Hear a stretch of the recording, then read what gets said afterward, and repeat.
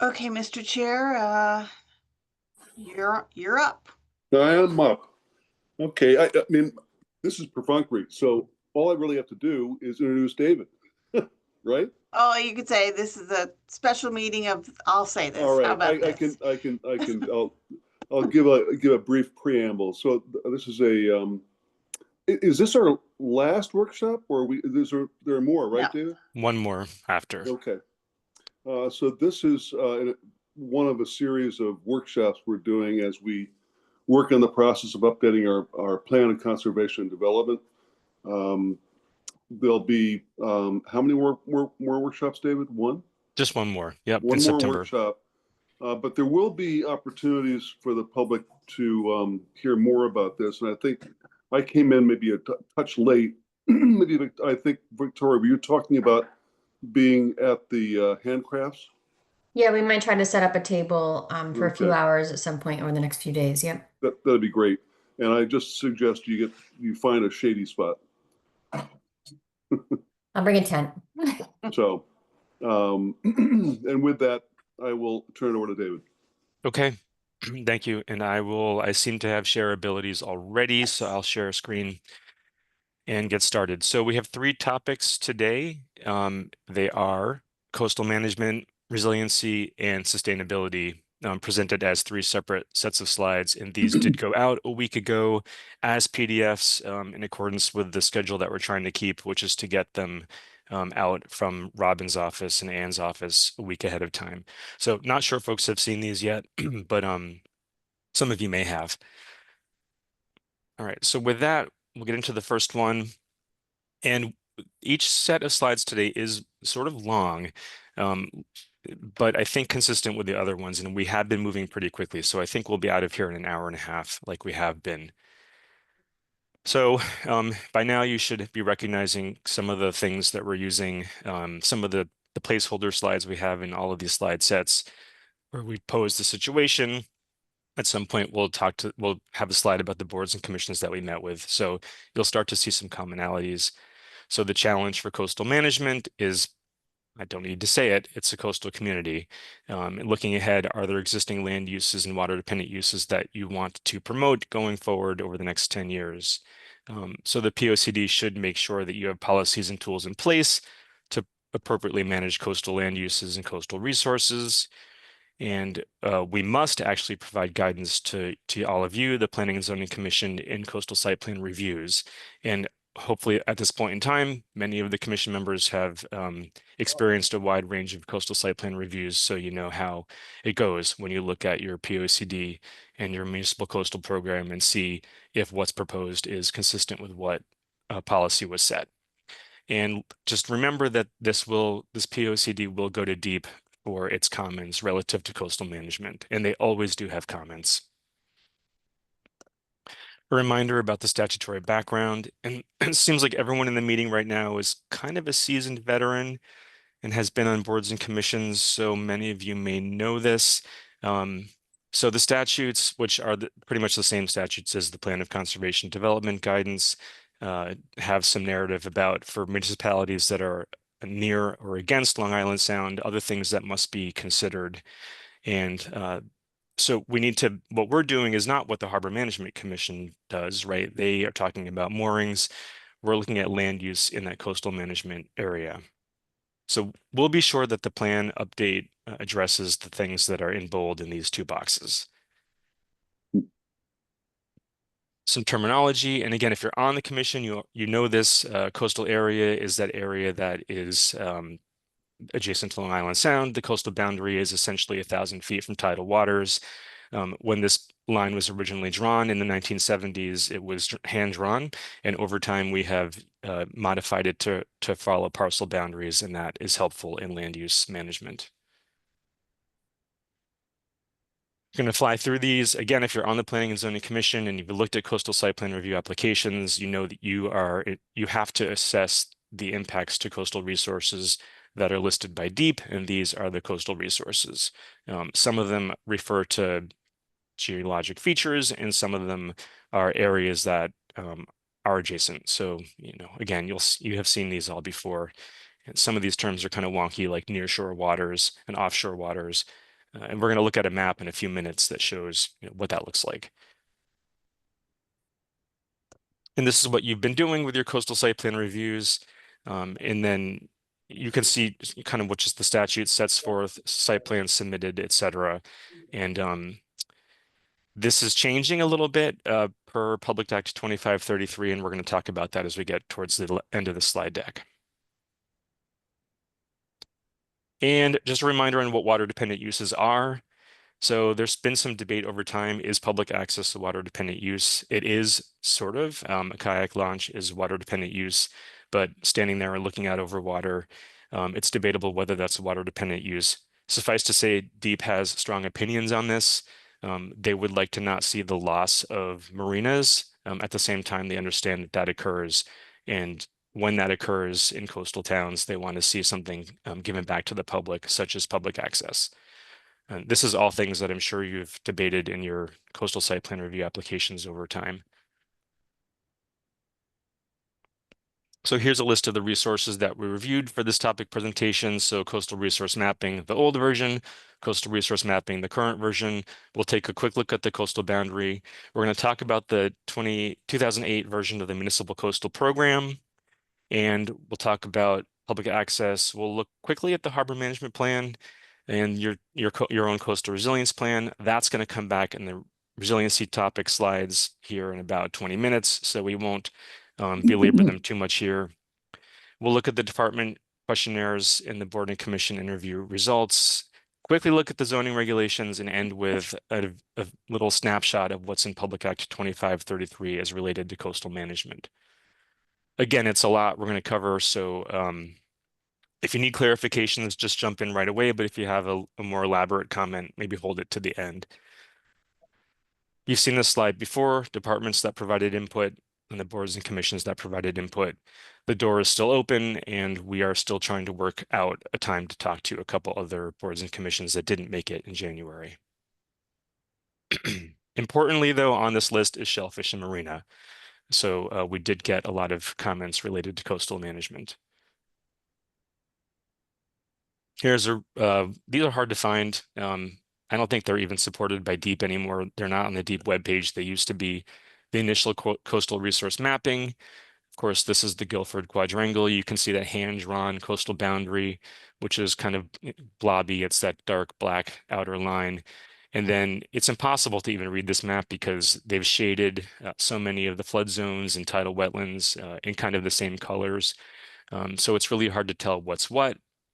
If you dive in a little bit, you can kind of make out that the resources mapped in Guilford are modified bluffs, rocky shorefronts, regulated tidal wetlands. I put that in quotes because the word regulated in 1978 is different than it is now. Beaches and dunes, freshwater wetlands, developed shorefront, intertidal flats, and coastal flood zones. These are all the coastal resources that were mapped back in the late 70s, and then Coastal Zone Management Act federally and at the state level said all towns must regulate land uses in these areas differently or through an extra lens. This is the map, kind of more modernized. And on this one, we've also put some of the coastal resources that are more kind of more pertinent to recent discussions. So we've got the aquaculture sites. You can see the coastal boundary is more jagged. It's conforming to parcel boundaries here. And I think many of you have seen that boundary before. And it does extend pretty far inland in Guilford. And that's, again, because it's 1,000 feet from tidal waters. So the upper East River estuary, which is the lower East River, of course, you can see extends pretty far upstream of 95.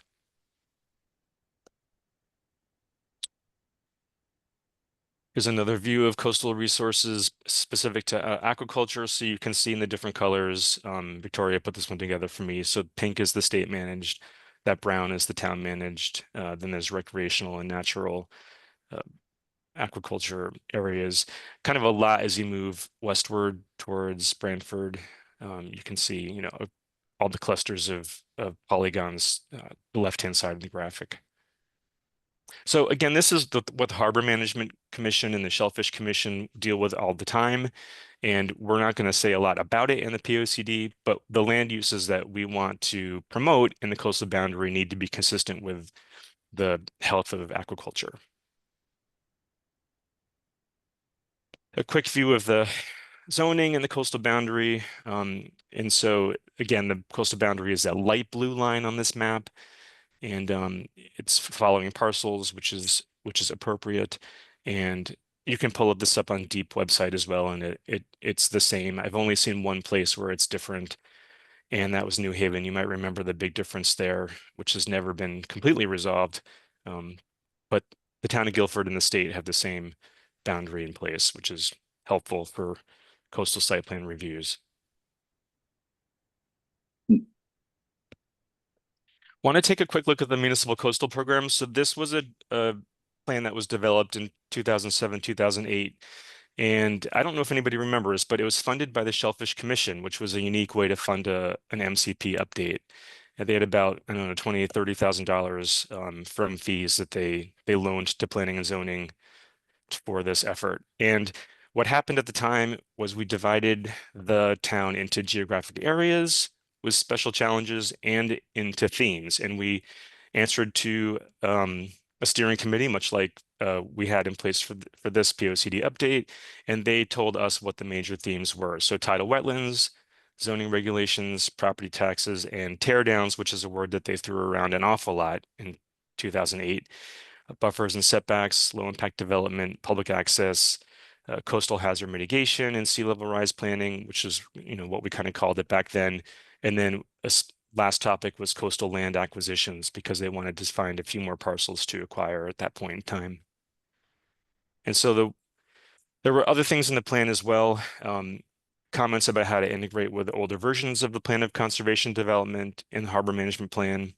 There was an open space plan at the time and a municipal lands needs assessment, all that were available at the time, as well as the old draft Town Center South plan, which we spent a lot of time looking at back then for this plan for the MCP.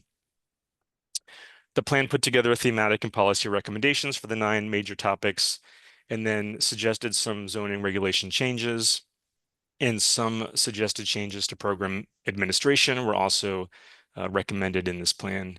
And these are some photos that we took. David North took us on a tour from one of his boats off site, and we have just hundreds of photographs of activities going on along the shoreline from back in the day. What I've attempted to do here is I have a table of the challenges and issues identified in 2008 by geography, and then just my thoughts and Victoria's thoughts on whether or not those are remaining or emerging challenges in the present day on the right-hand side. If you look at the left-hand side, we're not using necessarily neighborhood names. We did this very functionally without creating bias. So Brantford Town Line to Island Bay, that's also Old Quarry, but we didn't want to say Old Quarry because they have their own zoning. So that's why the notations on the left-hand side that's why we used what we used. So just running through this, and you can look at the middle column in the current MCP. It's that document is still in place in the town website. So teardowns, coastal hazards, Shell Beach got a lot of discussion. And then there was one parcel that the town was looking at to acquire. And so we understand that Old Quarry Road was elevated slightly, and that has reduced the frequency of inundation. It still does flood, but it's easier to get vehicles across it. Just running, so you'll just get the hang of this. Running down the list, Island Bay to Trolley Road. So of course that suggests that it's the Leeds area, and it is. So collapse of Leeds Marsh was a big topic back then, big topic. And at that time, nobody knew what restoration would look like. Great Harbor was discussed, Trolley Road was discussed, and then some teardowns and future uses of Leeds Island were all things that people were concerned with at the time. And so subsequent to that, there's been a lot of action related to the Leeds Marsh outlet, and that's something that we talked about in January with the Shellfish Commission. Trolley Road to Vineyard Point, of course, now we're sort of moving into Sachem's Head, right? You all can sort of tell, again, we're avoiding those neighborhood names in this plan. So coastal hazards, Chimney Corner Road, which back then was flooding frequently, Indian Cove Road, which provided limited egress, some thoughts about dredging, etc. And so what's remaining, a lot's been done, but I think at this time, Janus has not yet been able to execute the Chimney Corner Road and Falcon Road improvements that were designed. Moving further eastward, Vineyard Point to Tuttle's Point, again with the tear downs, coastal hazards along Route 146, Indian Cove Road, Tuttle's Point Road. And then there's been some public access improvements, I think, in this area, but not a whole lot more to speak of over the past 15 years. Again, moving further east, so marsh erosion at West River in the Tuttle's Point to Guilford Point region. A lot of tidal wetlands concerned here. And so flooding of roads has continued. Marshes are continuing to have needs, and the Chittenden Marsh Restoration Project is, on the table and designs are being advanced. Guilford Point to Madison Town Line. Sluice Creek came up a lot. The marina came up a lot in discussions back then.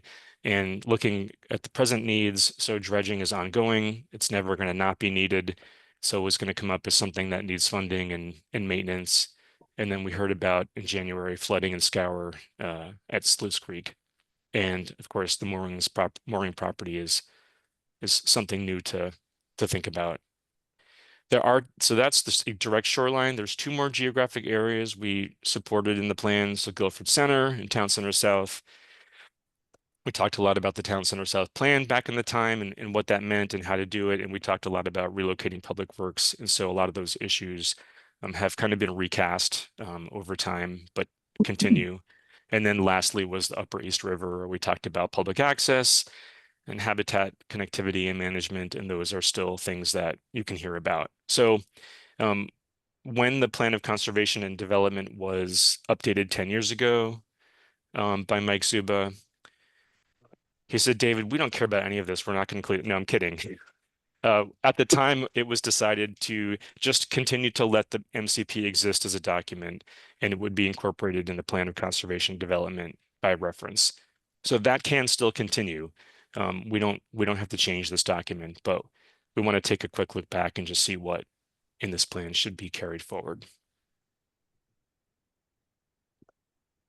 Just going to continue on. So the state coastal access mapping tool shows a lot of public access to the shoreline and to tidal waters in Guilford. And then we took a quick look and compared that to the list that we had in the municipal coastal program. And they're pretty similar. We kind of had back when we wrote the MCP, we had a couple additional areas that we listed. And some of it is a little bit, we went a little bit nutty. For example, Joshua Cove, Trolley Road, we separately listed the deep and the town-owned access. So obviously, if you go to the state's viewer, you're not going to see that level of detail. So what we do want to update this list for the Plan of Conservation and Development and make sure we haven't experienced a loss in public access. Just another view of public access. This is the state boat launch mapping tool, which shows one, the big one that you all know about at the East River estuary. And not a lot else shown on this view of the state's mapper. So, is this the gap? Is there a gap in boat launches? And do we need to do something about that? On the other hand, if you look at the state fishing resource map, it shows other boat launches, specifically 2 that are town-owned. So I'm going to flip back. If you've got the state boat launch and you add in the 2 town-owned boat launches, and then you add in all the kayak boat launches and the car top boat launches, maybe the town is good. There's sufficient number of public access locations that are not only supporting views and pedestrian uses.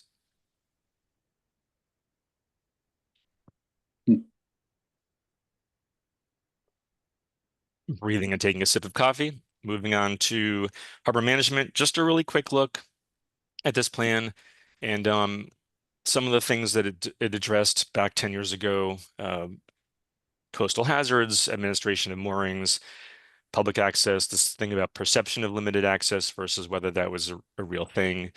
And then some other ideas about moorings and docks were all part of this plan. The plan had 10 goals. And I think the point here is that, and this plan is starting to become old, like the municipal coastal program is starting to get old.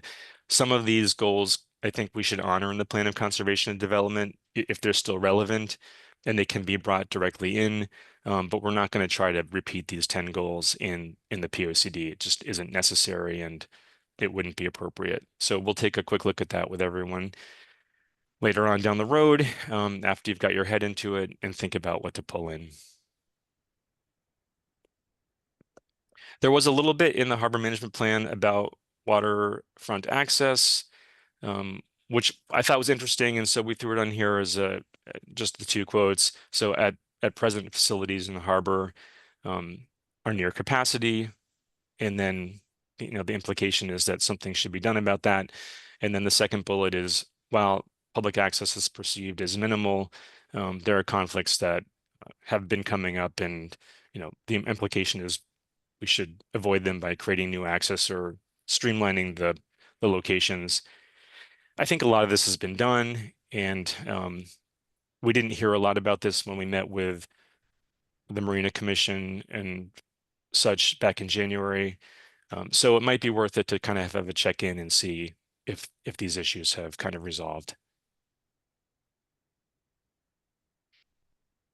Just I wanted to throw in another map of water dependent uses. This one comes from the harbor management plan, and many of the names have changed, but some of these, of course, Guilford Yacht Club are prominent players that you know of and you know where they're located.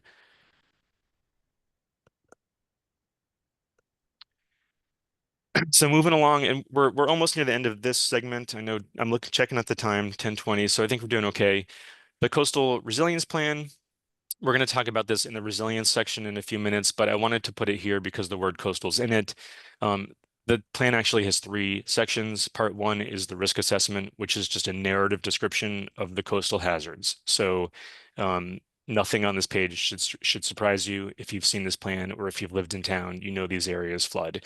And there are 2 views on the right-hand side of a flood that is underway. Kind of a daily high tide, king tide situation, I believe, is the top one. And then the lower one is the rack line, I think from either Irene or Sandy. Part 2 is the report of options, which basically says, this is what's standard practice in the industry. This is what we're seeing nationwide. These are things that you can do. And then this report says how those can be applied to Guilford. And so hard shoreline structures will continue to be used. There was this thought of using living shorelines and maybe trying one out at Chittenden Beach, which we'll talk about further, I'm sure, in the next segment. A use of buffers to kind of facilitate management of storm surge, and then acquiring land that was at risk.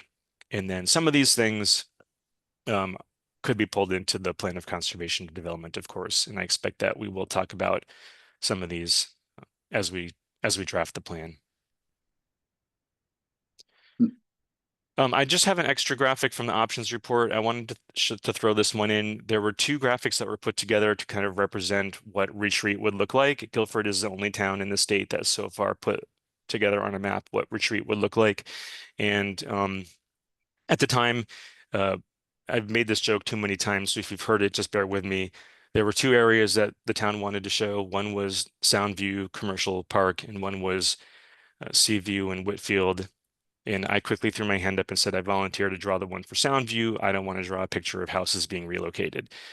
So this is the graphic that we came up with for kind of shifting land uses within a business park and showing how the more intense uses that were more at risk could be kind of migrated to some of the other parts of the area over time.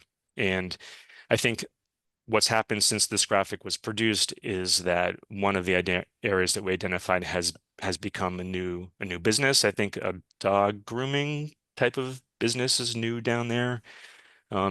So certainly not the direction that we thought the area would go, adding new businesses, but at least it's not one of the lower lying properties in the Soundview Road area. We also put together some graphics on what folks could do with water and wastewater and roads in coastal flood areas. I'm going to move a little faster. And then there was the implementation plan and the coastal resilience plan showed how different departments, boards, commissions would work together to make decisions. And there was this concept of a coastal development authority that we talked about that really, I don't think ever got off the ground, but the seeds are kind of in place in this plan. So what have we heard from departments? That's all great, right? We looked at old resources, but where are we now? So we met with boards and commissions in January of this year, and we sent out the questionnaires, and we heard kind of a lot of great successes. So Jacob's Beach has been improved, both facilities that people can see, like, you know, the things that they use actively, and also things they can't see, such as the septic system. We understand that water mains were finally extended to Mulberry Point to alleviate concerns about private wells, road elevations. And then staff said they've been looking at the hazard mitigation plan, the coastal resilience plan, and the POCD when they think about what to do next. And we heard a lot of needs and challenges, like protecting coastal public access, addressing coastal flood risks. People have raised the issue again just this year of groundwater impacts to septic systems related to sea level rise. We've heard again about public works and new kayak racks at different locations like Chaffinch Island. And we heard a little bit about construction and redevelopment in coastal areas, but certainly we haven't heard about it as much as we have in the past. And then we also heard, so that was departments. This is a slide for boards and commissions. We heard a lot about shellfish impacts from water quality and runoff, and also decisions that have been made recently and whether or not they are negative adverse impacts to shellfish offshore, specifically at Leeds Marsh and Shell Beach area. We talked with some of the boards and commissions about East River and Sluice Creek. We heard about stormwater management concerns. Again, a little bit about coastal development, not as much as we've heard about in the past. We talked about lack of sewers and how that pertains to coastal management. We've talked about flooding on Route 146, which is, you know, an issue perennially that comes up. We talked about the need for more planning in the marina area, dredging, which comes up often when you involve marina folks. Talked about this idea of making the marina budget more self-sustaining. We talked about boardwalk connections, kayak access, canoe access, and engagement of boards and commissions that manage coastal resources. Trying to move a little more quickly. So what do the zoning regulations say right now in Guilford for coastal management? So this is, you've seen this before if you've looked at coastal site plan reviews. Something that happened after the municipal coastal program was adopted was additional regulations were put in place for special views, preservations, and public access, which you don't see in every town. So that's somewhat unique to Guilford. This is a snapshot of what's allowed, and this is a little bit more stringent than other towns. So the exemptions in Guilford are already fewer than the state's allowed exemptions for coastal land uses. And you can see those columns on the right-hand side that says exempted or reviewed, or the review is required, or it's just not allowed at all. And so I'm highlighting that one because it's going to come up in a minute. There also is this water dependent use allowance in the zoning regulations, which I think is interesting and is helpful for fostering continued use of water dependent land uses. So I just wanted to bring a note to that. This is just what the zoning regulations say about considering coastal site plan review applications. So you've all seen this before. I'm going to just fly through this because I don't think it needs much time right now. But what is new, and you've probably seen this already if you have received a coastal site plan review in the last couple of weeks. If you have not, then you may not have seen this. So up until now, there's been an exemption for most single family homes. That exemption has been changed.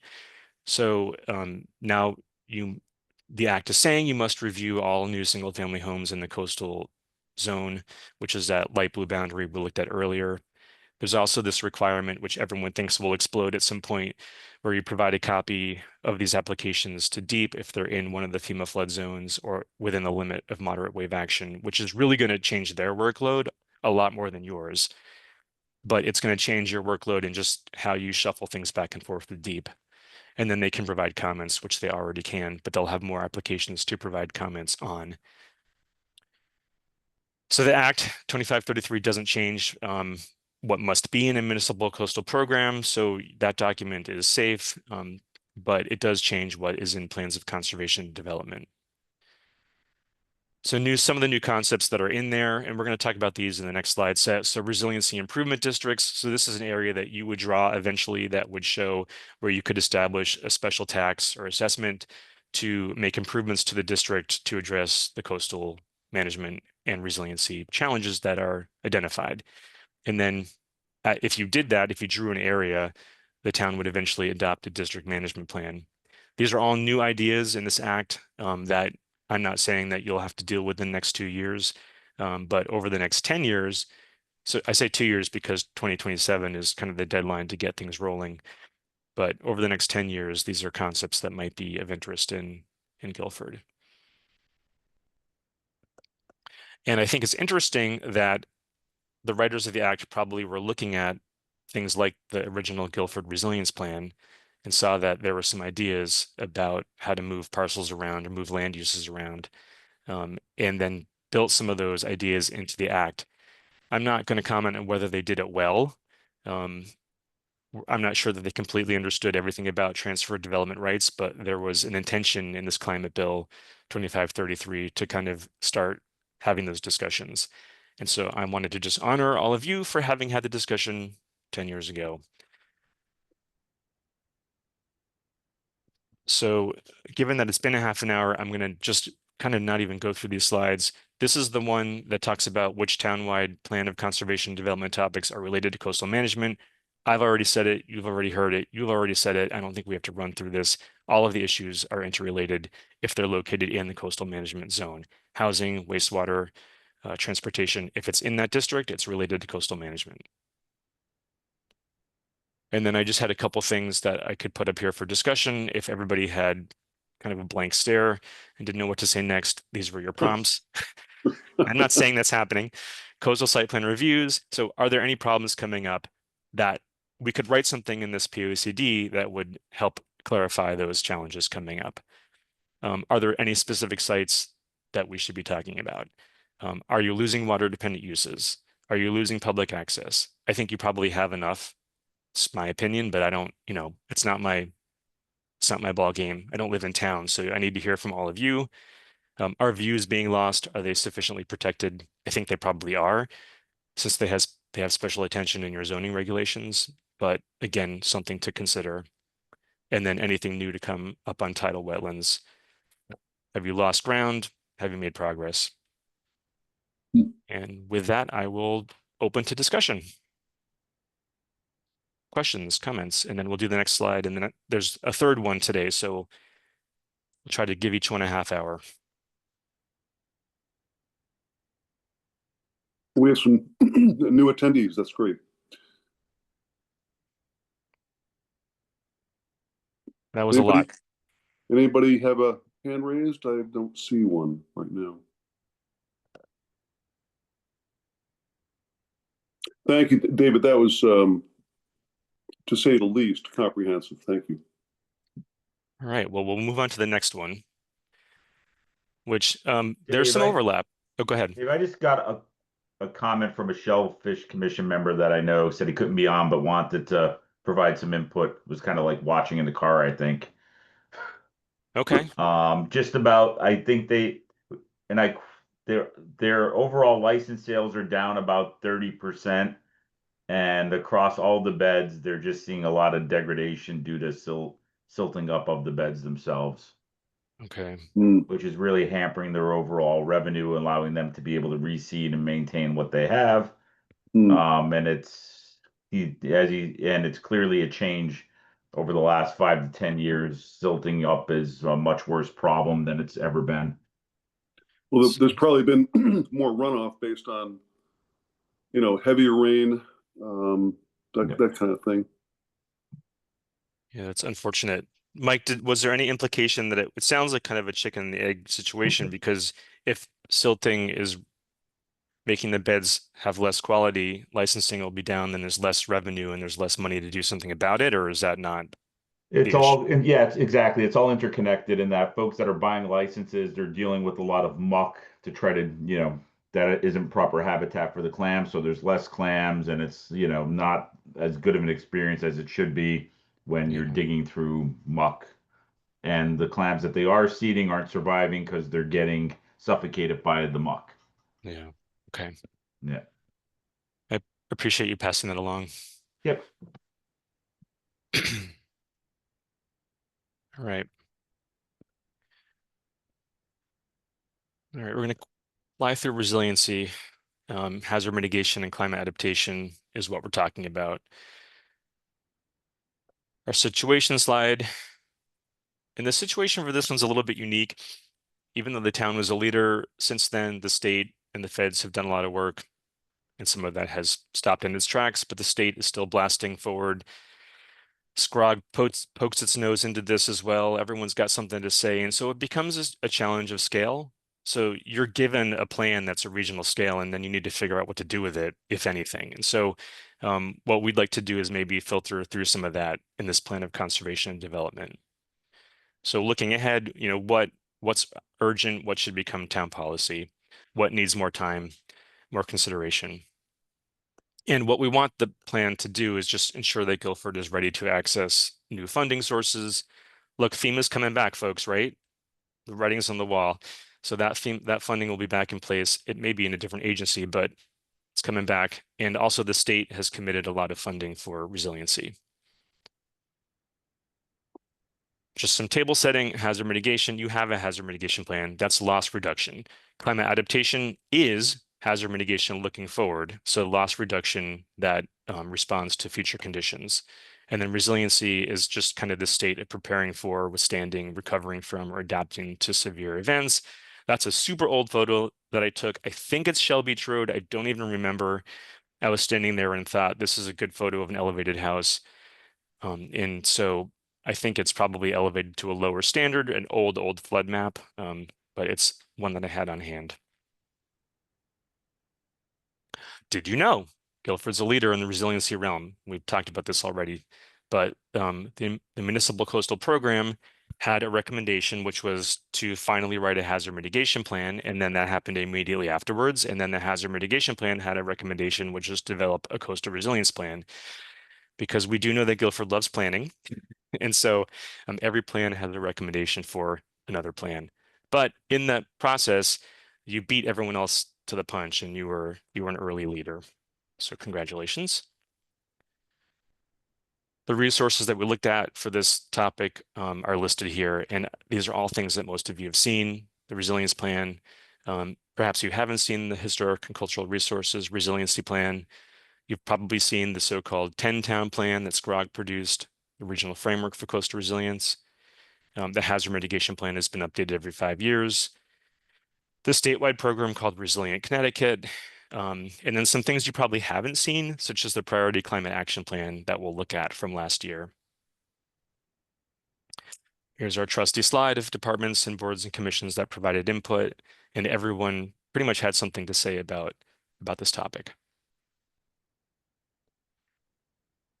Here's, I've suggested there'd be overlap between the slide presentations, and this is what's happening right now. So the Coastal Resilience Plan, picking up a theme from a few minutes ago, it was the 3-part plan: risk assessment, report of options, and then the implementation plan.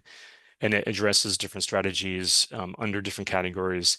The 4 categories, I don't think I said it in the first set, but we put them in buckets at the time. So management of coastal real estate and structures. So that's what to do about a house. Number 2, shoreline protection. So that's what to do about the seawall. Number 3 was about roads, chiefly 146. And then number 4 in the plan was about water supplies, wells and septic systems, and how there was this discussion at the time about coastal hazards could eventually render a property unusable if it loses its well or a septic system. This is a copy of the slide we just looked at, so I'm not going to stick with this one. But we want to make sure that this plan of conservation and development takes a quick look back at the resilience plan. One reason why these slide decks have repeating slides is because we know that some people out there in the world might look at them, independently. So we don't want to leave them out. Now, moving forward, so after 2014, what happened? Everyone in Connecticut had a lot of money from Hurricane Sandy. And SHPO, the State Historic Preservation Office, had a lot of money from Hurricane Sandy as well. So they said, we're going to try to figure out what to do about historic and cultural resources because they're really hard to make resilient. And so this report was prepared for the town of Guilford based on a meeting at the time back then with the planning department. And if you haven't seen this, you're in good company. Nobody knows they have this plan. I think they're on the SHPO website. And the plan talks about different strategies for making historic and cultural resources more resilient. And the really big outcome of this effort is that the state digitized all its historic and cultural resources. And we're going to talk about that in September. So even though that was money from Hurricane Sandy, that might not seem like it was appropriately used, I think it was a great use of that funding. This is the so-called 10-town plan, otherwise known as the regional framework. And this was a planning effort that MetroCog and SCROG collaborated on. And so 10 towns from Fairfield to Madison were all included. And this is just about nature-based solutions. So this was not about seawalls. This is not about bulkheads. This is about living shorelines, beaches, dunes, etc. And during this planning process, basically we said to every town at the end, what do you want to get out of this? And the 10 towns said, we each want a concept design. And so at this point in time, you know that the concept design for Guilford is this one right here. This is an old concept design 10 years ago. For Chittenden, this is not the current design, right? So we could have a whole other discussion about the current design, but I wanted to show you what the concept design was originally for Chittenden. And as far as I know, of the 10 concept designs that were in that plan, Guilford has gone the furthest in carrying one forward. Your hazard mitigation plan is not about living shorelines. It's about loss reduction. So you have a hazard mitigation plan. The first one was only for the town, and then afterwards the town joined the multi-jurisdiction SCROG plan, and that's what's been happening ever since. But in that multi-jurisdiction plan, you have your own chapter, which has a list of actions that the town can take to reduce losses from natural hazards. And the hazards that are addressed in the plan are coastal erosion, floods, dam failure, hurricanes, sea level rise, thunderstorms, severe winter storms, tornadoes, droughts, wildfires, earthquakes, and extreme temperatures. And there are some photographs that are pretty much all flood related, but at least one of them is a winter storm. And Roger's looking for one in Clinton right now. He's not going to find one. It's a joke, Roger. This is the list of critical facilities in the hazard mitigation plan.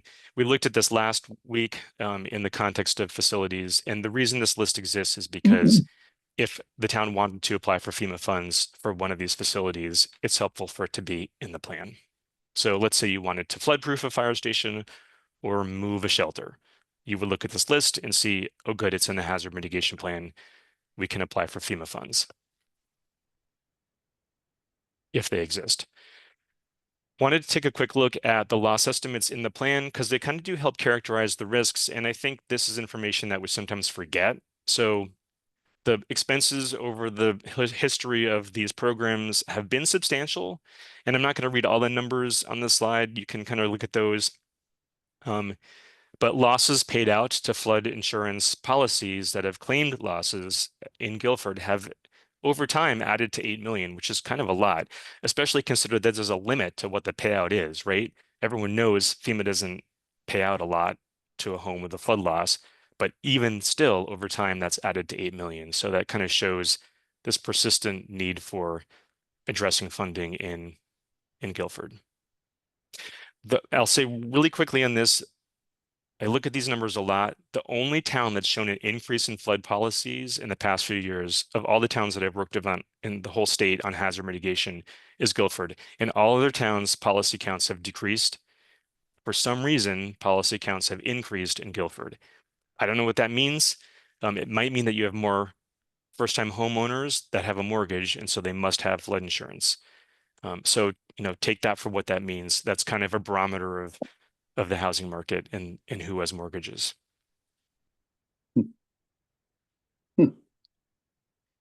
60 repetitive flood properties, those are the ones that kind of make the most claims. And, those properties alone have claimed 6 million in losses. So again, it's something that the town will have to keep working on.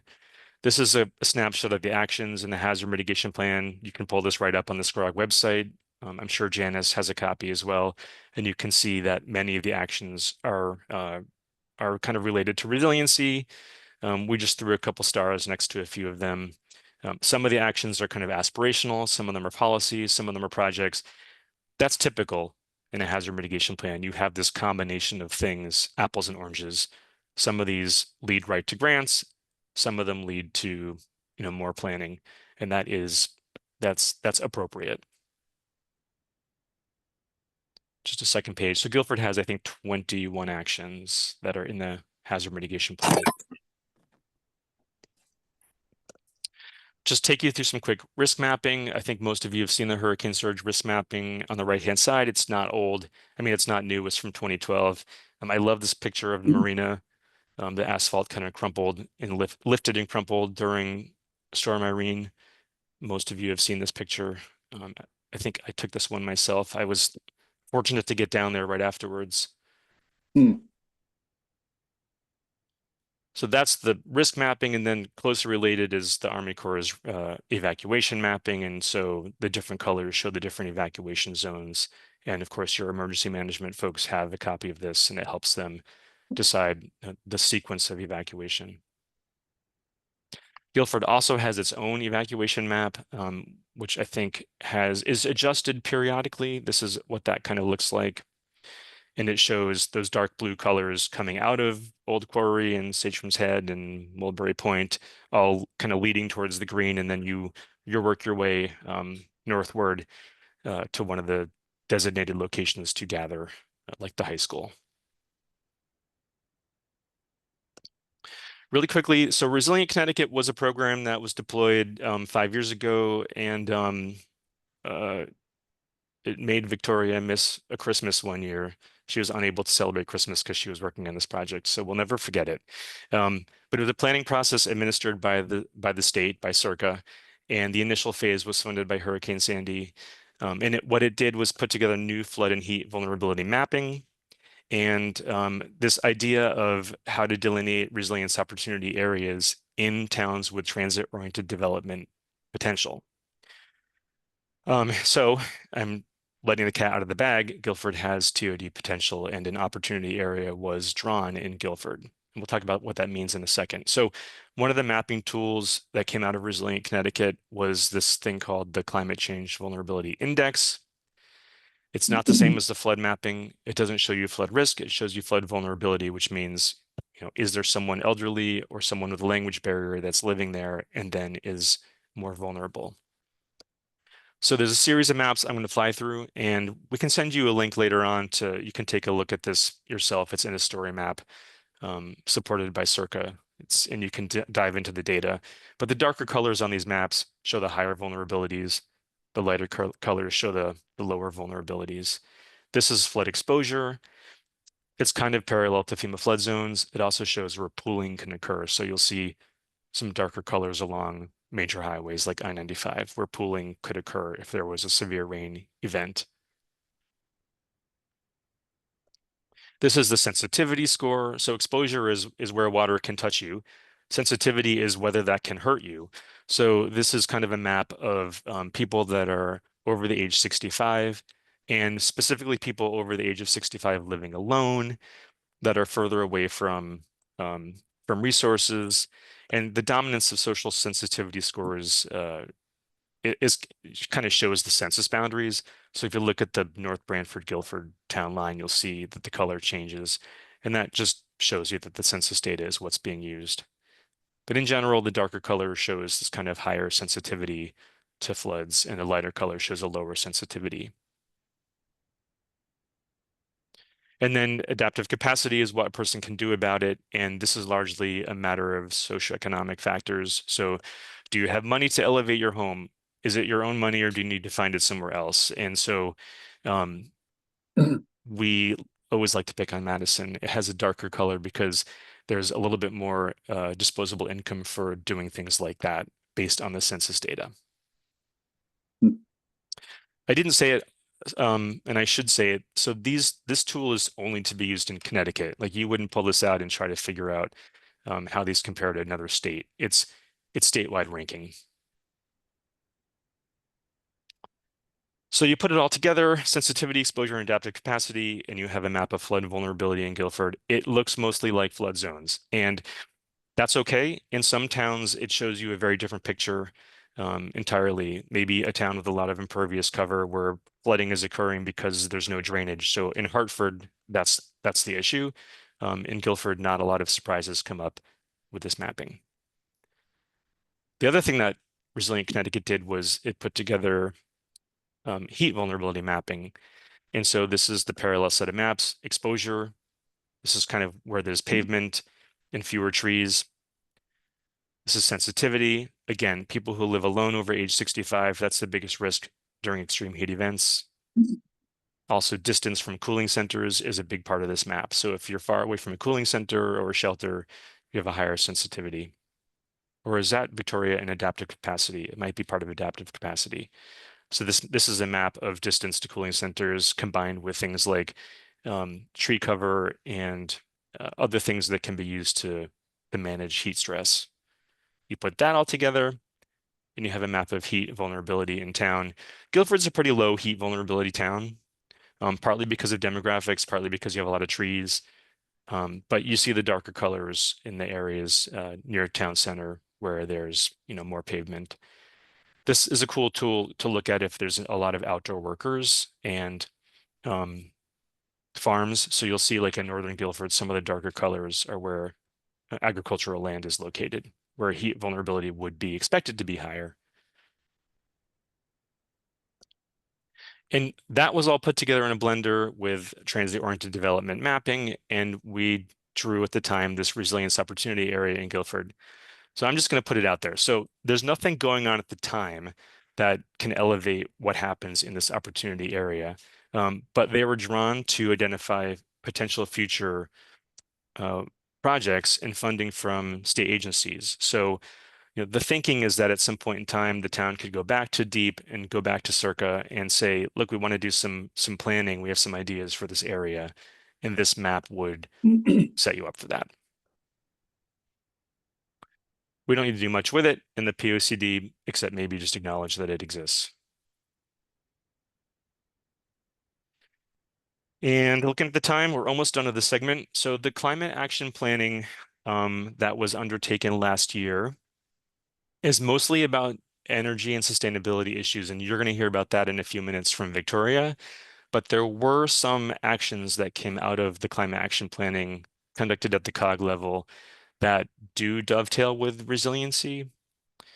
And so we'll just take a quick look at those. You can see right here on this page the sectors for climate action that were identified by SCROG: transportation, electricity production, building efficiency, industrial use of energy, waste management, like where we put our trash and if we're composting, and then working lands and forestry were the sectors that SCROG chose to identify.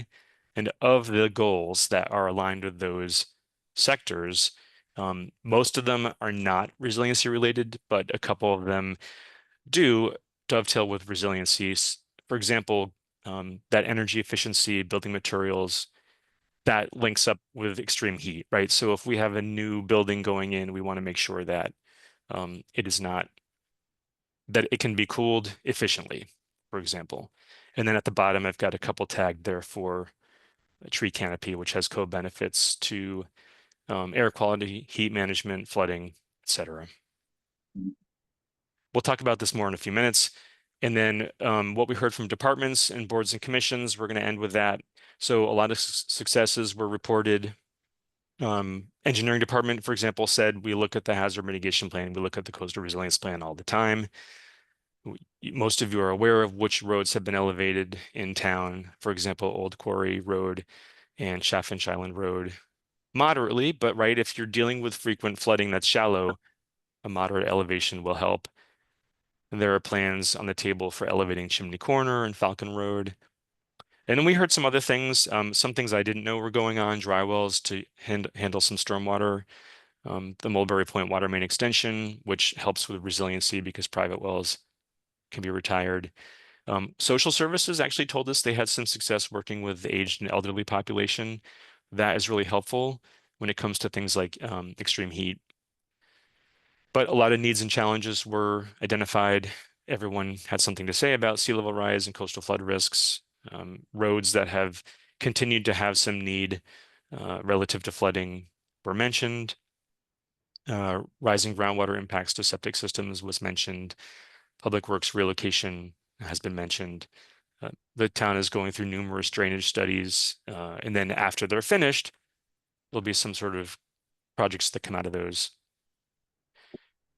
And boards and commissions as well mentioned some of the same concerns. And we looked at these in the previous half hour. Severe storms affecting agriculture was something that we were glad to hear was on the radar of the Ag Commission. Public Act 2533 it's the climate bill that we mentioned half an hour ago, and it has a lot of material about how plans of conservation and development should be changed and what they need to incorporate. This is deserving of its own session. We're not going to do it justice right now, but it talks about resiliency improvement districts.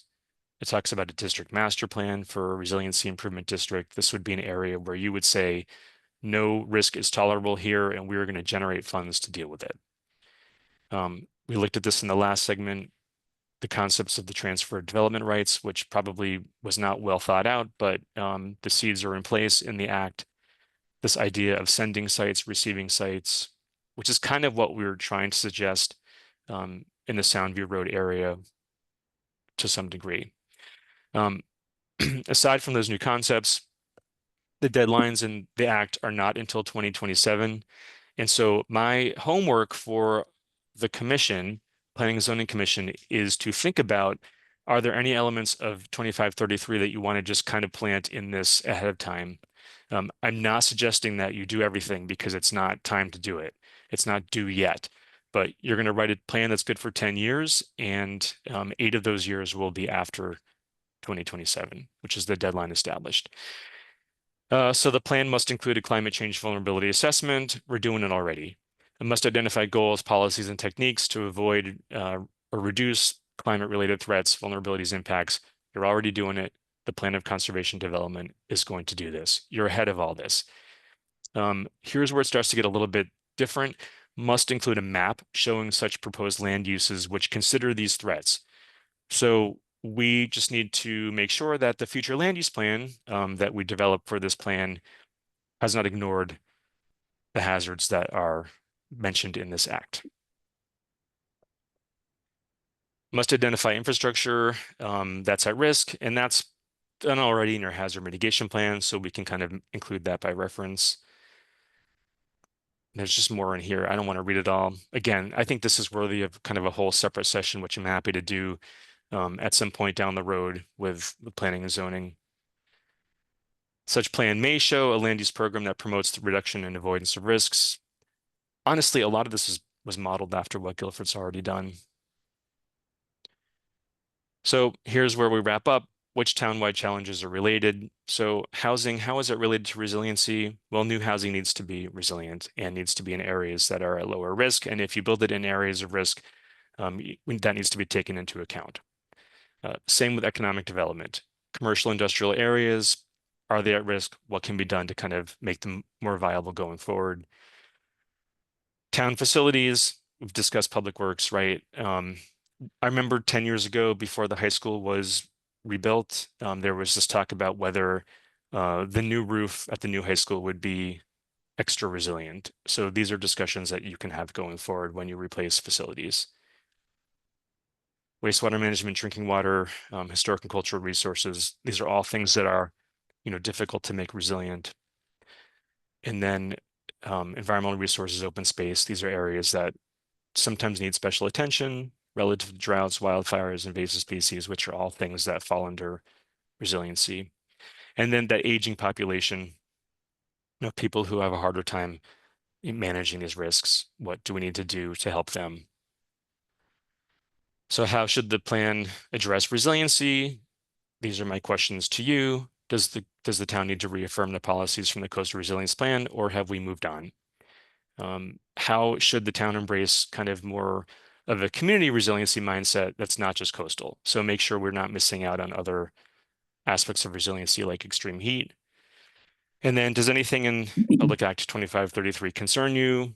Is there anything we can bring into the plan as kind of an early idea And knowing that when you update this plan in 2035, if that act is still in place, if the statute hasn't changed, you can take a deeper dive.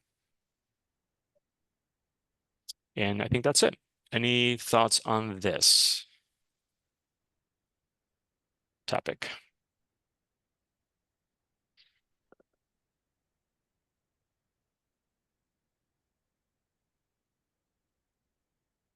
I can't see the gallery view, David. I'm not aware of any hands up. Ann, do you see any? No, don't I think don't so. see any hands up. Okay. Okay. All right. Well, we have some time for the last set, which is sustainability. Victoria, I can share the slide since I've been doing that. Do you want me to keep going? Whatever's easiest, yeah. Okay. I can do that. As I say, it doesn't matter.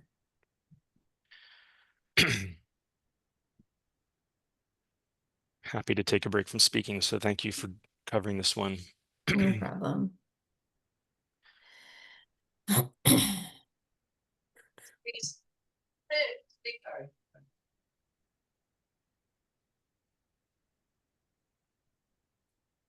You're on, unless you guys can't see this. Can you see this? Yep, no, we're Okay. good. Well, I can. Okay. So sustainability, you'll see some similarities with the other two presentations that David just discussed, but definitely some new material as well. So kicking off with some of the similar slides, situation, terminology, challenges, whatnot.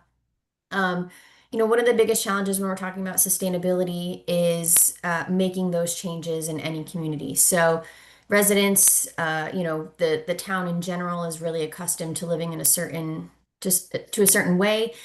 So making some of these changes and transitioning to, newer, upgraded, innovative kind of technologies, no matter where we're thinking and talking, can sometimes be a challenge. So trying to integrate mechanisms and some of these changes and upgrades into the way of life can be difficult. So trying to plan for that is something that we're always looking for.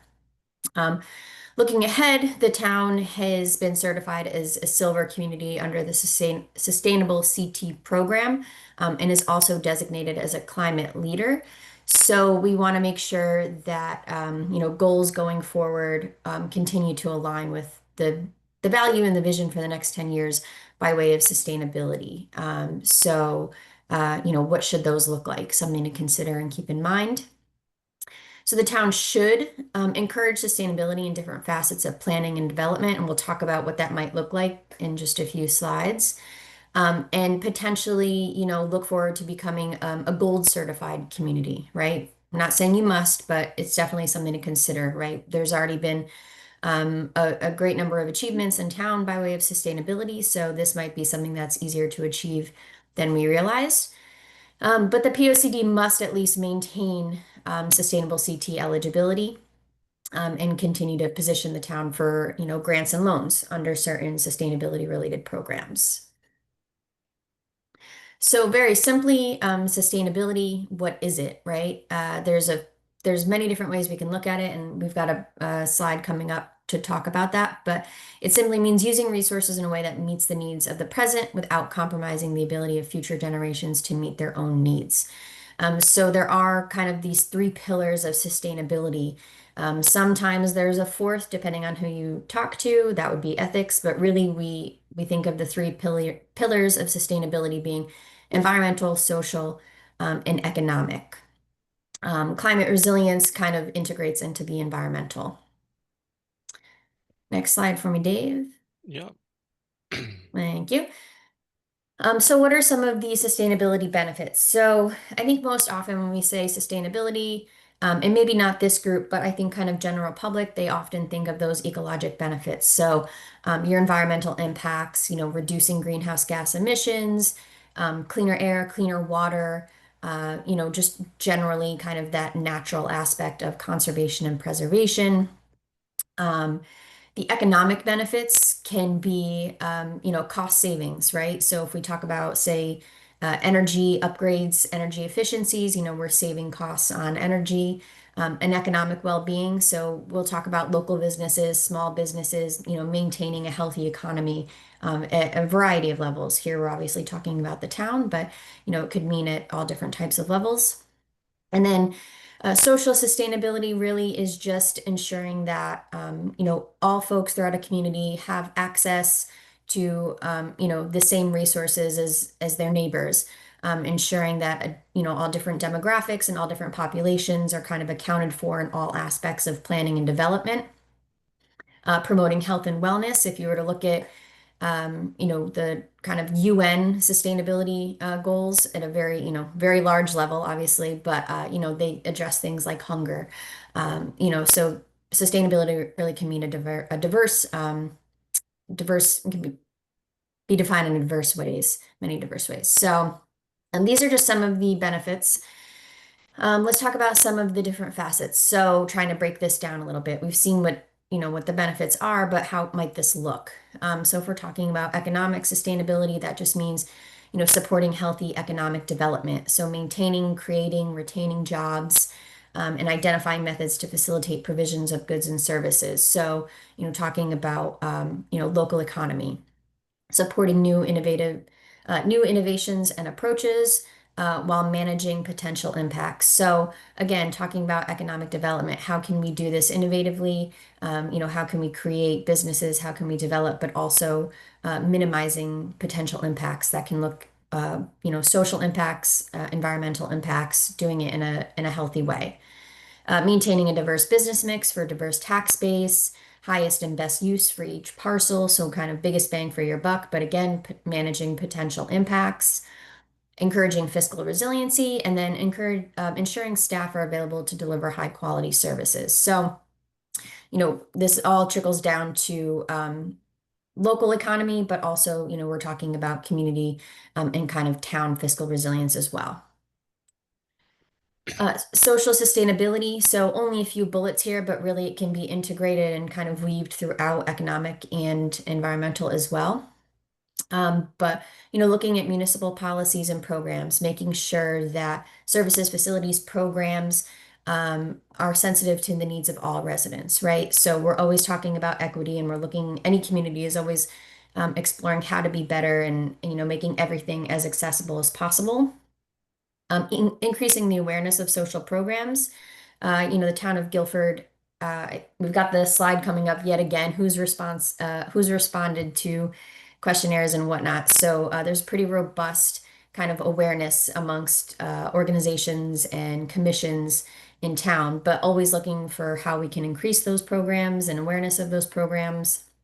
Promoting public health to maintain quality of life, and then encouraging community involvement. So these are all ongoing, but always looking how to kind of advance some of these.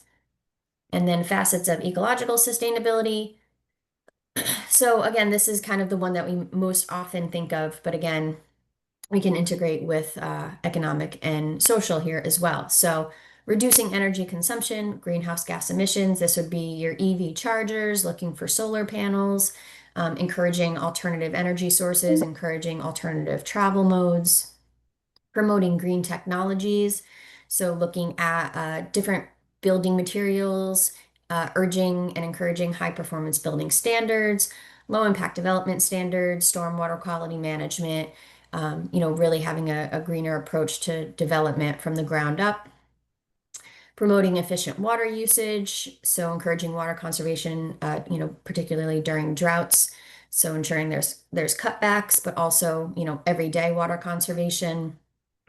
And then promote sustainable wastewater methodologies and waste streams. So again, preserving and ensuring that we are, managing waste in a responsible manner, which that also ties back to water usage as well.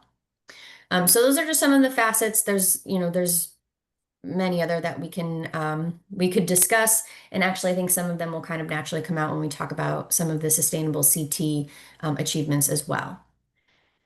So next slide for me. There we go. Resources reviewed. Of course, the department questionnaires, the board and commission interviews, the sustainable CT products.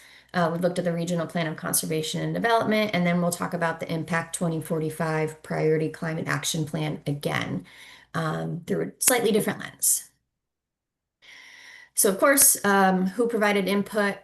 We've seen this before. So several folks had a lot to say about, in general, but specifically sustainability. So identified a lot of good, strong initiatives that have either been underway or they're being examined for future implementation.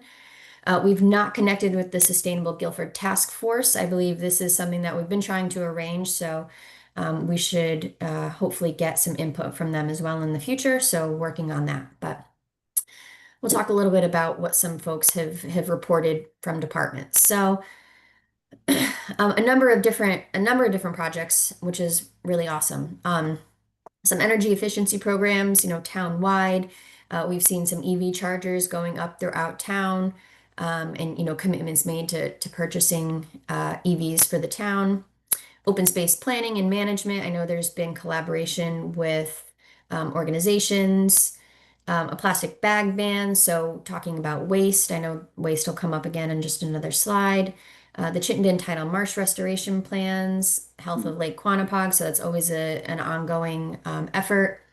Rain barrels at Bittner Park, mulch and compost use for drainage projects, and then timed lighting at fields. So some of these seem like really minor efforts and initiatives, the plastic bag ban or timed lighting at fields, but a lot of small efforts like this can really compound and make, larger impacts, whether we're talking about socially, economically, or environmentally. So we got a few more initiatives, ADA walkways and playgrounds. So, thinking about that equitable, making sure everything is accessible. Community garden to provide produce for the food bank and provide composting opportunities, programming by social services to promote wellness. A lot of digital kind of upgrades being made at the town level to go paperless, digital record keeping and processing to reduce, paper usage. The building department has been involved in promoting solar energy, which is great. Exploring solar for the police and animal shelter. I believe there was a note that maybe implementing solar on the library if the roof gets redone within the next few years. I feel like I remember seeing that. And then also book collection bin at the library. So kind of, putting books back into that, circular usage. And then let's see, yep, the waste, here we go. So some waste related effort that's been going on, pay as you throw trash collection, the food waste diversion program, as well as scrap recycling. Pilot program for co-collection of trash and food scraps. So, really trying to utilize some of these composting programs, and particularly there's been a lot of discussion at the state by way of waste. So, new funding programs have and may potentially be coming out, that are waste specific. And then looking into textile recycling program. So these are some initiatives that have begun, but also are being explored for the town. And then, so by way, we have had the initiatives, but there's also going to be concerns, right? So there's always room for growth. Affordable housing concerns, of course, that's always an ongoing discussion, but particularly relating to, location, scale, affordability, wastewater. So there's a lot of components to consider for both affordable housing and all housing, for that matter. So, concerns related to that. Pension and finance concerns, so relating to economic sustainability. So we talked about some of the facets, and those concerns are real. So the growth of the grand list, and then tax relief programs for elderly, farms, and I think we talk about it a little bit more, some of that sustainability, but tax relief programs for some of those specific entities in town. Human rights concerns related to sustainability. So these include community interactions, housing choices, tying back to that affordable housing there, equitable wayfinding, safe streets, sidewalks, ensuring those are usable and safe, and then again, accessibility. So there was some discussion about, where folks can, park bikes, find restrooms. There's always discussion about safe places for kids and pets to, play and utilize. Food, water, bathrooms can limit accessibility, therefore need to be considered when improving public spaces. So that's always a need. So if we're talking, tying back to, say, coastal public access, right? Making sure that these are equitable and accessible to all folks. Some other concerns include economic development, so labor needs and potential needs for sewers, right? The limitation of sewers can impact, economic development goals in some ways, not all, but potentially. Tree-related concerns, so there's a continued need for and want for greening. I guess there's a set goal for 10 to 12 trees per year in the town center. Like Dave mentioned, there's a relatively low heat risk or heat vulnerability in the town because of the existing tree canopy in town. But still, it doesn't mean we shouldn't continue to green. And then Guilford Lakes. So taking a look at switching from potable water to using local groundwater for irrigation, and then the use of more natural fertilizers on the greens. And agricultural concerns. So I think I mentioned the tax reliefs, but we're also looking at, preservation of working farms and agricultural land, and then the resiliency of farms and farm products. And then, of course, conservation and land acquisition, always a big discussion. So conserving and maintaining lands, identifying funds for acquiring lands, kind of limiting the fragmentation of forests and other important areas. We want to make sure we're trying to connect these open spaces. Pet waste can be a challenge when we're talking about that making its way into natural environments and streams. So that could be an educational component. Intensive use challenges. So, I mentioned best use for parcels, but we don't want to over intensify uses on our land. And then conservation of various habitats. So that could be coastal marshes, inland forests, inland wetlands, just making sure we're maintaining, conserving, and preserving when we can. So that's kind of what we heard from the boards and commissions and town staff, initiatives and challenges. But let's talk a little bit about what has been done in town at kind of the large scale by way of sustainable CT. So just to kind of kick off the sustainable CT discussion, the Sustainable Guilford Task Force was implemented, kind of coincided with pursuing the sustainable CT certification. So this task force has been charged with kind of further growing and pursuing further recognition for the sustainable CT. I should say they were part of the initial certification, right? But they kind of have this ongoing charge for growing and pursuing sustainable CT kind of tasks and actions, which we'll talk about those tasks and actions in just a second. So this is kind of that body that has launched the town into becoming, a sustainable CT certified community. So certified as a silver community, Guilford was in October 2022. So this certification expires December 2025. So that'll have to be kind of re-upped coming up very soon. So again, we want to make sure this POCD aligns with all of these goals and actions and isn't, contradictory. And then again, is this something we want to explore, the town would like to explore, kind of integrating, further gold status into the POCD where possible. It was further designated as a climate leader in 2023 by performing actions worth 150 points. So you can see here, we kind of have this green box here, the 13 categories. So, various actions, whether they were regulatory or they were programmatic or events, all of these actions and, events, whatever it was, can be categorized for certain points, right? So these points, they get totaled up and however many. So you could see the town has 495, which classifies them as a silver, a silver certified town. So all of these action strategies, planning efforts can be grouped, points given, and then, you've got a standing here. So we've got environmental, economic, social equity, and then planning and management. And we'll go through those pretty quickly just to kind of get an idea of what the town has done to achieve that status. So category 3, oh, go ahead. Can I ask a quick question? Are you Sure. going to send us the links of the last slide? Yeah. Because I think the certification report profile, that I think that would be helpful to see. Yeah, we can definitely do that. I'll try to find it and Thank put it you. in the chat right now, Victoria, and let you keep going. Yeah, no problem. So category 3, well-stewarded land and natural resources. So like I mentioned, programs, events, all sorts. This is a really good example. So develop the open space plan and property inventory, but then at the very bottom, the town held a dark skies display at Guilford Library. So that's a really good example of, there's no one specific action that would be sustainable, right? We had an event, but also we're planning. Working with partners to protect open space, developing natural resource inventory, added low impact development zoning into regulations, or low impact development into zoning regulations, established a tree advisory board, working with partners to develop a variety of plans, forest resources inventory, forest management plan, preserve management plans, identified locations for stormwater reduction projects, and then enhanced pollinator pathways by creating these gardens. So you could see here we've got one to the right at the community center. So a good example of advancing pollinator pathways. So increasing, ecosystem health. Let's see, the next category, Dan, you're probably searching for that link simultaneously. Thanks, Dave.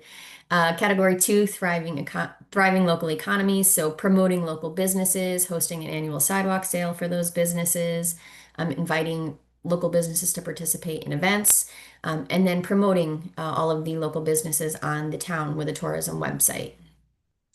Clean and diverse transportation systems and choices. So the town's been working on implementing complete streets, promoting effective parking management through non-regulatory solutions. I think the best one I can think of is down by the green, where local business employees are parking behind the church, right? So utilizing existing parking, and making these kind of agreements, right? And then completed the municipal EV readiness program and installed EV charging infrastructure in town hall. So kind of making the transition to cleaner, greener transportation at a town level. Next slide for me, Dave. There we go. Category 7, renewable and energy efficient infrastructure and operations. So, outside of the town, actions can be taken by working with, local business owners or residential property owners, getting them the information that they need. So the town executed a municipal agreement for CPACE, which is a funding mechanism for commercial operations to implement energy efficiency upgrades. Encouraging these building owners to access the CPACE. So they made the agreement and then, conducted the outreach to encourage leveraging these funds. Tracking energy use in municipal and Board of Education buildings. And then implemented a community energy campaign. So that was the Heat Smart Guilford, which partnered with PACE. Talking about some of the social equity actions. Category 1 was inclusive and equitable community impact. So implementing an equity toolkit. So if you see here, it kind of ties back to some of what I just mentioned, the complete streets. Shopping for seniors, grow sustainable and affordable housing options. Supporting the arts and creative culture, so inventorying tourism and cultural assets, updating the CT visit profile, supporting the Guilford kiosk, established a poet laureate, included the arts and culture and publicly available municipal marketing. So you can see here, there's kind of this general theme of promoting small businesses, promoting the existing arts and culture scene, but also, looking for a way to expand and grow those scenes. Next slide for me. Optimal health and wellness opportunities. Completed the health impact assessment training and presented this to the Board of Selectmen. Passed an ordinance prohibiting smoking on town lands, and then performed the anti-smoking and anti-vaping campaigns. Implementing an affordable housing plan. Donated money in kind services to Neighborhood Works, New Horizons nonprofit. So creating new housing. And then, talking about some of these zoning updates, passing the zoning regulations to support sustainable and diverse housing options. So not just affordable housing, but, trying to be creative with advancing housing options. Effective and compassionate, that's okay. Effective and compassionate homelessness protection. So partnering with United Way to address homelessness, and then looking for grant fundings to address it as well. And then dynamic and resilient planning. So this is the planning and management category. So of course the town has always, kind of been on the forefront of planning efforts. Dave mentioned the Coastal Resilience Plan. But there's also the hazard mitigation plan that was integrated into the POCD. Again, integrating sustainability concepts into the last POCD. We'll continue to do that going forward. Develop the right to farm ordinance, supporting agricultural uses, inventorying historic resources, developing educational programs for historic homeowners, and then streamlining solar permitting for smaller installations. So in general, a lot has been going on. Many of these programs will continue. Many of these partnerships will continue. But we just want to make sure that this POCD, continues to support the sustainable CT certification, right? We don't want to put anything in this POCD that, will contradict the work that's already been done, and potentially, and I don't know that, anything would contradict, but we don't want to jeopardize that sustainable CT certification.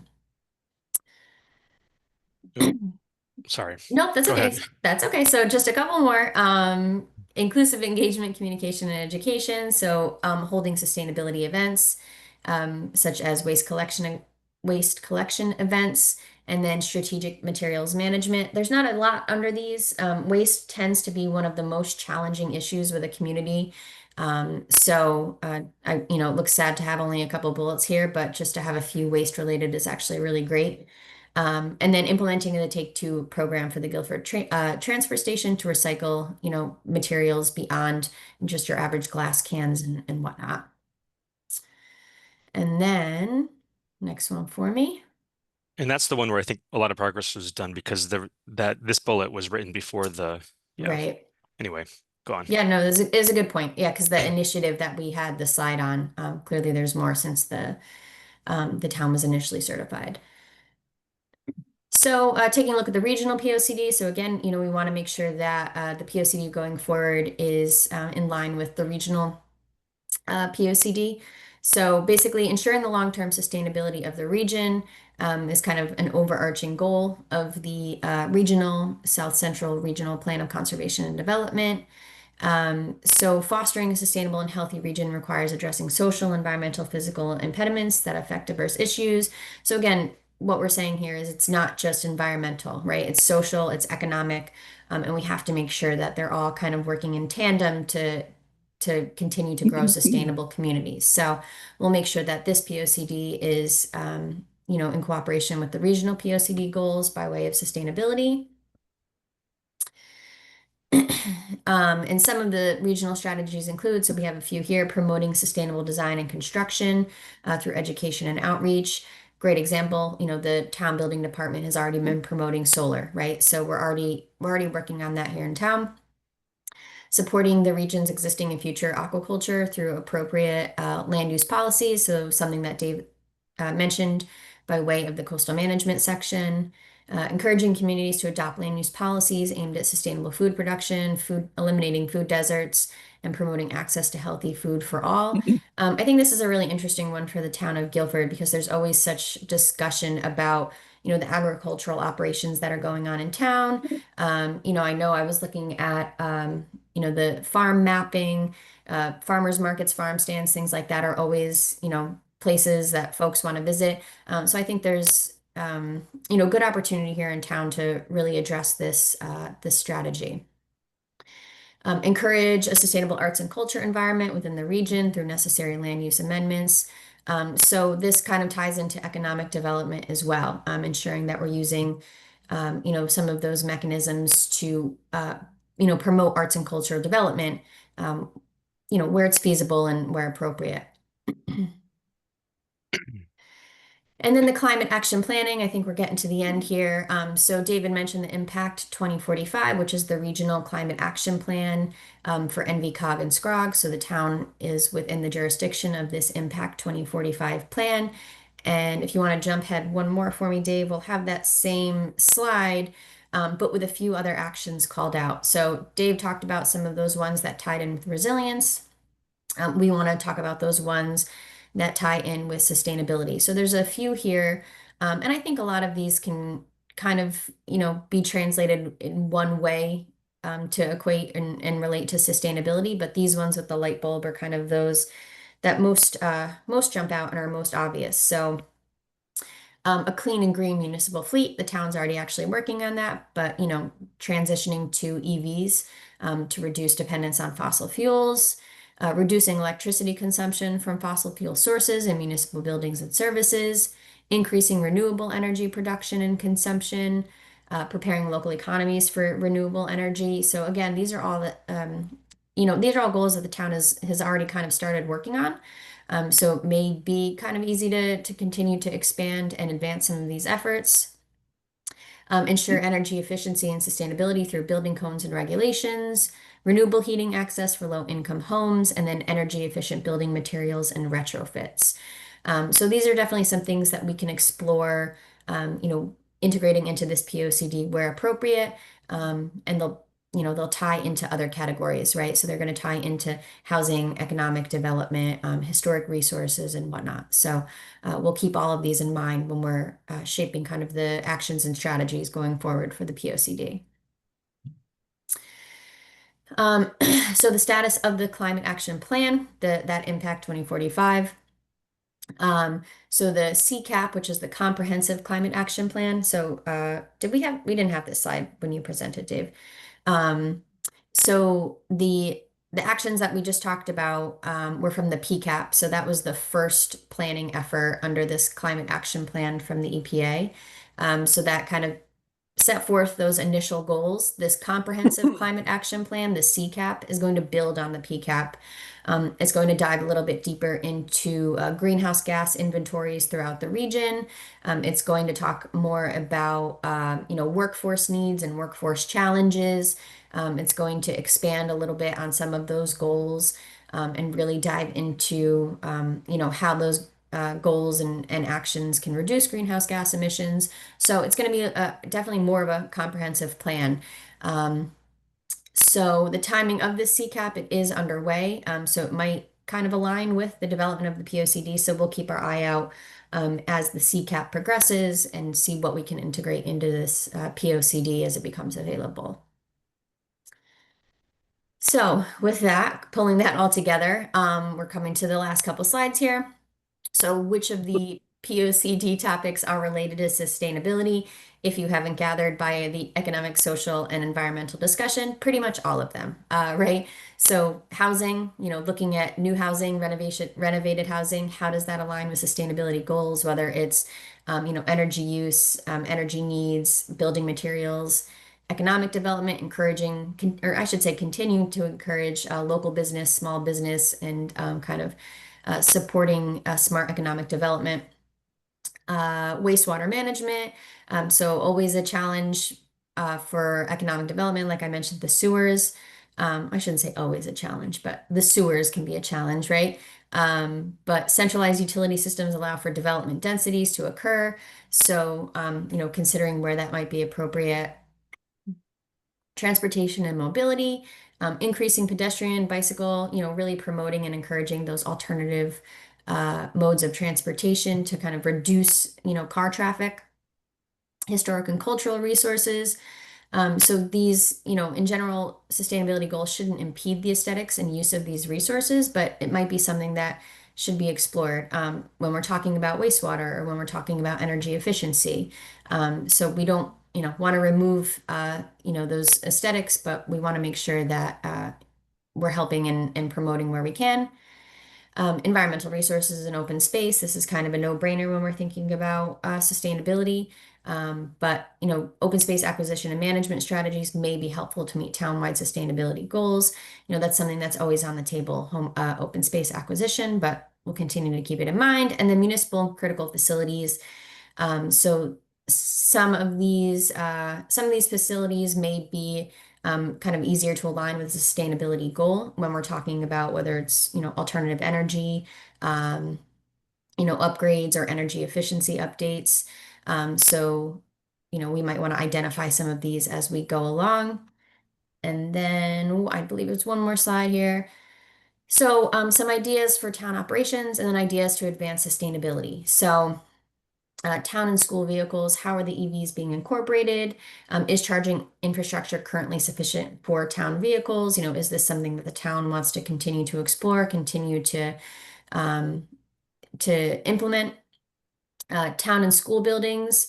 So are arrangements in place to watch for end of life cycle? So like I mentioned, some buildings might be easier to kind of align with a sustainability goal, but are we considering better building materials when upgrades need to be done or when expansions need to be done? Are we upgrading heating and cooling systems to kind of more sustainable energy efficiency systems? Trash and waste, how are the composting and the pay-as-you-throw programs working? Is the current, existing recycling program effective, efficient? And then what else can be done to reduce waste generation and hauling needs? And that can be at the town level, but these are different programs that could also be considered within the municipal operations, right? How are we with waste generation and waste disposal, just within town hall and town facilities? And then some other ideas to advance sustainability, again, kind of getting the word out there. Do folks know how they can get information on energy efficiency products and programs, whether it's heat pumps? Do they know about the composting community gardens? Same for commercial properties as well. Do they have information on the CPACE program or waste generation for their specific business, or finding local labor? And then putting it all together, right? What can the town do to link different parts of sustainability that we've discussed, social, economic, and environmental? So there's a lot to kind of tie together between between the social, economic, and environmental sustainability. But I think as we're going through all of the topics or as we've gone through the previous and as we go through the upcoming topics, sustainability can kind of be weaved throughout. Always looking at that lens where we can make things a little bit greener and a little bit more sustainable for the community and then for, operations, energy, and the environment. So I think that is it. Not too bad here, 11:37. So questions, comments, Dave, were you able to find that link for the? No, but I'm always vexed by the Sustainable CT website, so I'll promise to do homework on it. Okay. Let's see. I'll see if I can find it quick. But any other? I don't see any hands raised right now. Thank you, Victoria. That was excellent. Yeah. Thank you, David. Thanks for all who've attended today. And Mike, heavy lifting by you, clearly. I mean, I really appreciate your efforts today. He's going to write the whole plan. Yeah, that's all right. I've been sitting back today and enjoying, I was tempted to start doing some of my stretches watching you. You were getting me motivated, I'll hold off till later. So I think we got a wrap. Just a reminder to everyone, though I really only have 2 commissioners here, right? We have a special meeting on the 30th to consider one site plan application. And that is in the morning, I believe. Yes, Yes. Okay. I will send a reminder out to Yeah, everyone. thank you, Ann. I was just going to suggest that. Well, thank you everyone for attending, and we'll see you next time around. Okay, thanks everyone. Great. Thanks. Thanks. Bye-bye.